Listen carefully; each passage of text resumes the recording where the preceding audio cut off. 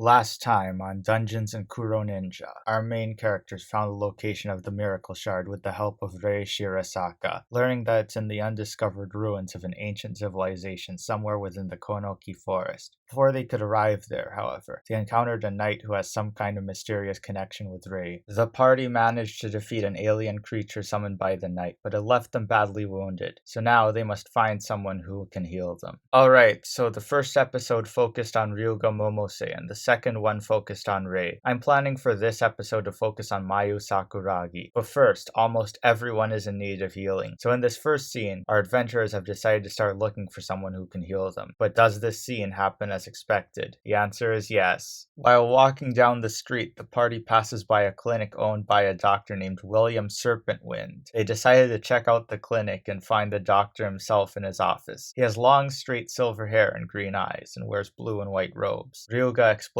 the situation to Dr. Serpentwind, and he casts a very powerful healing spell on everyone, restoring them to full health. It seems like everything has gone as planned, and the adventuring party can now get back on track. But just as they leave the clinic, Mayu is noticed by her supervisor, who is dressed in the uniform of the First Legion. Mayu's supervisor tells her that rumors have spread of a group of vigilantes making the rounds in Idle City, and if she knows anything, she should let the First Legion know. Mayu is also told that the 46th Legion has decided to take matters into their own hands. After that, Mayu rejoins the group but doesn't tell them anything. KN is now a bit suspicious of Mayu. Now that the party's ready to leave Idle City and head on the path to the Konoki forest, let's see what the next scene has to offer. Well, this isn't good. It seems like the party's search for the Miracle Shard might be delayed as well. But what's about to happen? Well, last time the party went on this path, they had that encounter with the knight, and the knight had dealt with some 2nd Legion soldiers before the party arrived, so it makes sense that the 2nd Legion sent some of their own soldiers to patrol the area, in case of anything suspicious. Unfortunately, the 2nd Legion has set up a checkpoint near the exit. The party knows that there is a risk at play here. There is a chance that the 2nd Legion or someone else might learn about their goal to find the Miracle Shard if they tell them. KN has a plan though. He decides that the best way to get through the checkpoint is to trick the guards. KN leads Ryuga, Rei, and Mayu to the checkpoint. The guards point their blades at him and ask where the party is going. KN tells them that they're going to the Sakura Valley to look at the beautiful cherry blossoms. Unfortunately, the guards are not convinced, and it's not just because of KN's bad acting, but also because Sakura Valley is on the other side of town and it's not even cherry blossom season. The guards are now suspicious of everyone, but Mayu decides to step in and tell them the truth, that they're going to the Konoki forest. She then tells the guards that KN is a bit drunk and doesn't have a good sense of direction, but means no harm, and then she asks them if they can let the party pass. Somehow, the guards are convinced, but now the 2nd Legion knows that our group of adventurers is heading to the Konoki forest. Are there any guards who know of the supposed location of the Miracle Shard and have put 2 and 2 together? It looks like one of the 2nd Legion soldiers likes reading about myths and legends and recognizes the Konoki forest as one of the supposed locations of the Miracle Shard. But this soldier thinks of the Miracle Shard as nothing but a myth. The 2nd Legion isn't a threat to the adventurers at the moment, but they might become more relevant later on. I think we have time for one more scene. The adventurers are on the road on the way to the Konoki forest, but there's some problems they're gonna have to face on the way. First, let's describe the area they're about to enter. Okay, so the area is mostly unusual, but that's not enough information for the scene, so I'm gonna roll on another table. And the land outside Idle City in this area is mostly nothing but plains, but there are stone monoliths scattered around the area. Ryuga will make a knowledge check to find out the purpose of these monoliths. Ryuga has succeeded on the knowledge check, so let's see what the purpose of these monoliths are. Ryuga analyzes the position of the monoliths and realizes that they're meant to paralyze enemies that walk near them. But now it's time for another scene prompt. Well, it looks like those monoliths built to immobilize the enemies of whoever built them. They start to glow and the ground below the party begins to shake. Everyone has to make a reflex save with a DC of 14 to escape or they're gonna be paralyzed. Both Rei and Ryuga escape, but Mayu and KN are trapped in suspended animation from the monoliths. I also realized that we've never learned who set up these monoliths in the first place, so let's see who they are. Okay, so according to the roll I got, they are a scared enemy controlling someone. It seems like this person is someone who works for Omega Orionis. He is a wizard who was captured by his forces and was forced to create the monolith structure. This is because the knight that appeared in the last session is one of Omega Orionis' followers, who knows that the the adventurers wanted to go down this path, but it also says that the wizard is controlling someone. But it can't be Omega Orionis because he technically works for him. So I think the wizard is controlling a small squad of cyber ninjas which enter the monoliths unaffected because of some kind of badge they're wearing, and they grab KN and Mayu, bringing them to the wizard's lair. Ryuga and Rei now have to work together to rescue Mayu and KN from the wizard.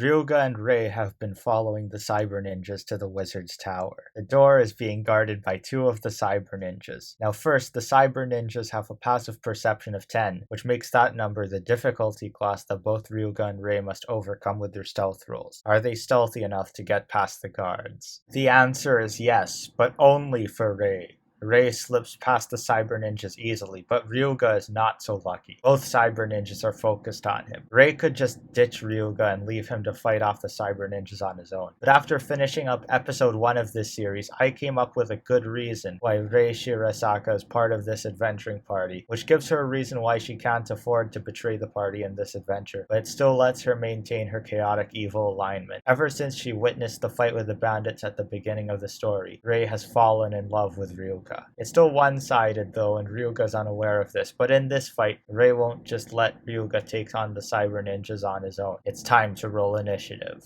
Okay, good news. Ryuga's heroic instincts allow him to go first. After that, it's Rei's turn, and then the cyber ninjas attack. Ryuga has enough time to henshin, and he attacks one of the cyber ninjas. Ryuga strikes the cyber ninja with his fist, dealing some damage. Rei then drops down and summons her shadow sword, which she uses to cut through the same cyber ninja that Ryuga attacked.